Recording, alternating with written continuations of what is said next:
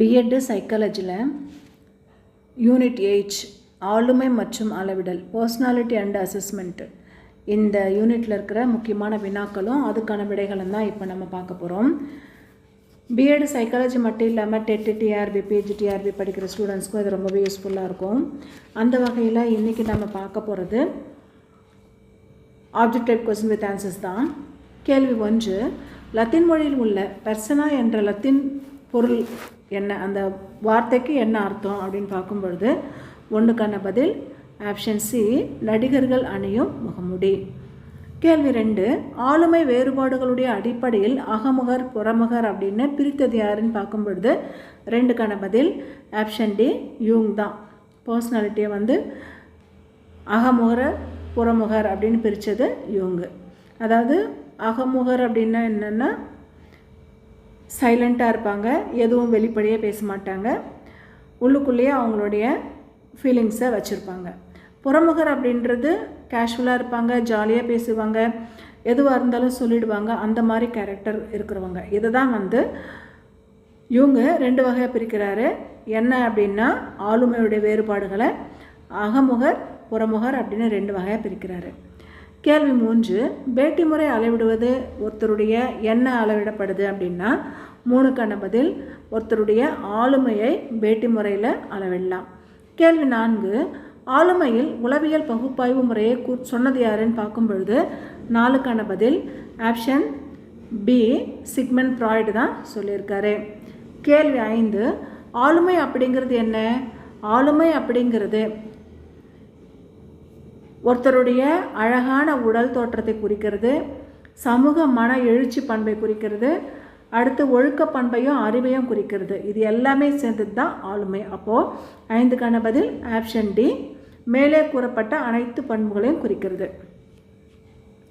கேள்வி 6, MMP1 மின்னசோடா பல்வகை ஆளுமை அளவீடு என்பது எதனை அளவிட உதவுகிறது அப்படின்னு பார்க்கும் பொழுது 6க்கான பதில் ஒருத்தருடைய ஆளுமையை அளவிட உதவுது. கேள்வி 7, ஆளுமை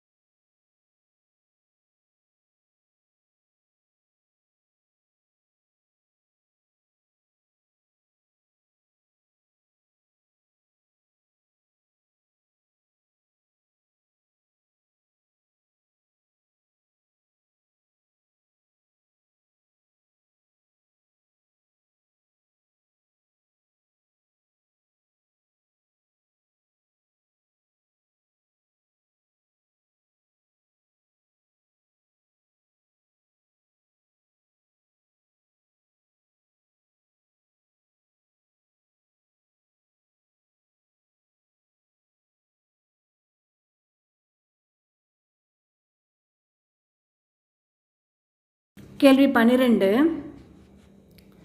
மனதின் முக்கியமான பகுதி என்ன அப்படின்னு பார்க்கும் பொழுது 12க்கான பதில் ஆப்ஷன் பி, நனவிலி நிலை.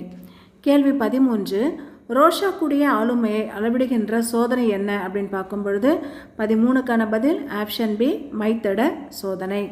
கேள்வி 14, ஆண்ட்ரோஜன் எங்கிருந்து சுரக்கிறது? ஆண்ட்ரோஜன் அப்படிங்கிறது எதுலேருந்து சுரக்குது அப்படின்னு பார்க்கும் பொழுது டெஸ்டிஸ்லேருந்து தான் சுரக்குது. கேள்வி 15, நரம்பு மண்டலத்தின் செயல் அப்படிங்கிறது என்ன?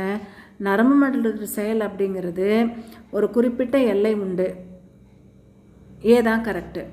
கேள்வி 16, பர்சனாலிட்டி என்ற ஆளுமை சொல் எந்த மொழியிலேருந்து பிறந்தது அப்படின்னு பார்க்கும் பொழுது 16க்கான பதில் ஆப்ஷன் ஏ, லத்தீன் மொழியிலேருந்து தான் பிறக்குது. 17, சூப்பர் ஈகோ அப்படிங்கிறது என்ன? சூப்பர் ஈகோ அப்படிங்கிறது 17க்கான பதில் மேல்நிலை மனம், பி தான் கரெக்டு. கேள்வி 18, உள பகுப்பாய்வு கோட்பாட்டை உருவாக்குனது யாருன்னு பார்க்கும் பொழுது 18க்கான பதில் ஆப்ஷன் பி, சிக்மண்ட் ஃப்ராய்டு தான் உருவாக்குறாரு. 18க்கான பதில் ஆப்ஷன் பி, ஃப்ராய்டு. கேள்வி 19, ஆளுமையின் வளர்ச்சி கோட்பாட்டை உருவாக்குனது யாருன்னு பார்க்கும் பொழுது 19க்கான பதில் ஆப்ஷன் பி, சிக்மண்ட் ஃப்ராய்டு தான் உருவாக்குறாரு. கேள்வி 20, ஆளுமையானது இட்டு, ஈகோ, சூப்பர் ஈகோ அப்படின்னு 3ம் சேர்ந்த ஒரு மனம்தான். இதை சொன்னது யாருன்னு பார்க்கும் பொழுது 20க்கான பதில் ஆப்ஷன் பி, ஃப்ராய்டு தான் சொல்கிறாரு. கேள்வி 21. ஈகோ அப்படிங்கிறது என்ன? ஈகோ அப்படிங்கிறது நனவிலி நிலை, மனம்தான் ஈகோ அப்படிங்கிறது. கேள்வி 22. ஆளுமையின் அடிப்படையில் மனிதனுடைய உடற்கூறுகளை வகைப்படுத்தினது யார் அப்படின்னு பார்க்கும் பொழுது 22க்கான பதில் ஆப்ஷன் ஏ, கிருஷ்ணர் தான் வகைப்படுத்துகிறாரு. கேள்வி 23. பொருளறிவோடு இணைதறி சோதனையை உருவாக்குனது யாருன்னு பார்க்கும் பொழுது 23க்கான பதில் ஆப்ஷன் பி, முர்ரே தான் உருவாக்குறாரு. இது வரைக்கும் 9th யூனிட்டில் இருக்கிற முக்கியமான 8th யூனிட், இது வரைக்கும் 8th யூனிட்டில் இருக்கிற முக்கியமான வினாக்களும் அதுக்கான விடைகளும் தான் பார்த்துருக்கோம்.